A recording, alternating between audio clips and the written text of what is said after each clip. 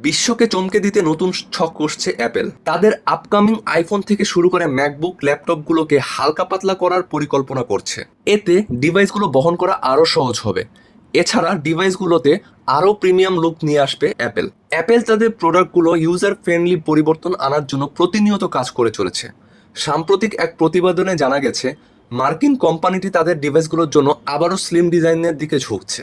রিপোর্টে উল্লেখ করা হয়, আগামী বছর লঞ্চ হতে চলা iPhone 17 flagship smartphone line up, MacBook এবং অ্যাপেল ওয়াচ সহ একাধিক গ্যাজেটের উল্লেখযোগ্য স্লিম বডি দেখা যাবে।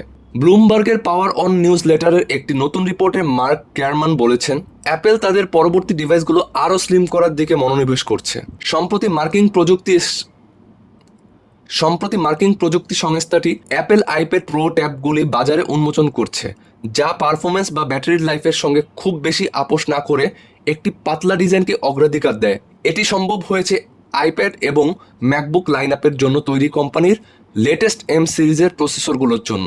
তবে মার্ক গ্যারম্যানের রিপোর্টে এই ডিভাইসগুলো কতটা পাতলা হবে বা এগুলো স্লিম করে তোলার জন্য যে চ্যালেঞ্জগুলি হতে পারে সে সম্পর্কে কোনো সুনির্দিষ্ট তথ্য প্রদান করা হয়নি। একটি ডিভাইসকে পাতলা করার জন্য প্রায়শই নির্মাতার হার্ডওয়্যারের ক্ষেত্রে আপোষ করেন বা একটি ক্ষতিপূরণের জন্য উদ্ভাবনী প্রযুক্তি চালু করে থাকেন। সাধারণভাবে ফোনগুলোর কম্প্যাক্ট ফর্ম ফ্যাক্টরের সঙ্গে, যার জন্য ব্যাটারি বড় এবং ক্যামেরার সেন্সর প্রয়োজন, ইউজার এক্সপিরিয়েন্সের সঙ্গে আপোষ না করে একটি পাতলা ডিজাইন প্রবর্তন করা অ্যাপেলের জন্য একটি উল্লেখযোগ্য মাইলফলক হবে।